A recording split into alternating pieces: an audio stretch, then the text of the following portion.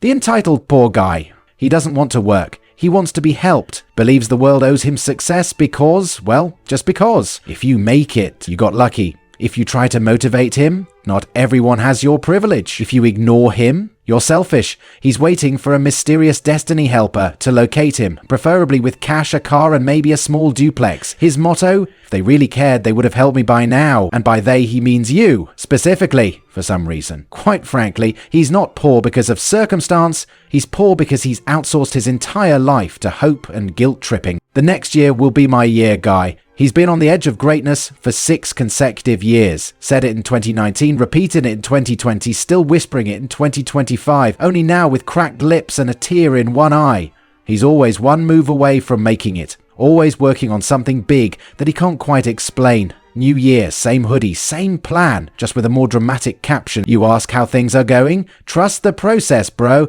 But the process looks suspiciously like scrolling TikTok and dodging rent. The prayer warrior. Money? No. Skills? Unclear. But prayer? Abundant. He doesn't have a savings account, but he has a spiritual account, overflowing with faith, prophecies, and midnight intercessions. When he's broke, it's a test. When he's scammed, it's spiritual warfare. When you suggest getting a job, my God shall supply all my needs. He binds poverty every morning, but somehow it keeps showing up like an uninvited guest at Sunday service. If success was determined by how loud you shout amen, he'd be a billionaire by now. The blame the government guy. Nothing is ever his fault. He's unemployed? That's because the government doesn't create jobs. Can't feed himself? Inflation is killing everybody. Phone screen is cracked? That's what happens when the country has no infrastructure. He's the economist of the streets, quoting GDP statistics he saw on a meme and blaming every personal failure on bad leadership. Hasn't updated his CV in 5 years, but somehow believes the president personally blocked his promotion at a company he never applied to. He knows all the problems, none of the solutions, and if you suggest self-improvement, you're clearly working for the enemy, the "it's not that deep" guy. He doesn't beg, he doesn't hustle, he just exists, with grace, like a leaf in the wind of poverty. Life is simple, too simple, in fact. He doesn't believe in budgeting, he doesn't plan, he doesn't save. We'll all die one day is both his financial strategy and life philosophy. He'll blow his last $10 on takeaway and say, money will come. And when it doesn't, he shrugs and says, it's not that deep. You bring up business ideas? Nah.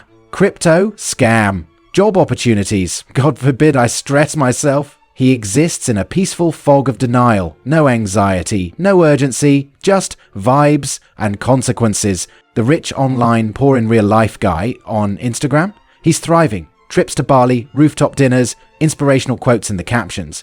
But in real life, he's borrowing Wi-Fi from the neighbor and eating instant noodles in silence. His online persona drives a Tesla. His real self takes the bus when it's not on strike. You see watches, designer shoes, and luxury selfies. What you don't see is the pile of overdue bills hidden just out of frame. He calls himself an entrepreneur, which roughly translates to posted one affiliate link once. The apology guy.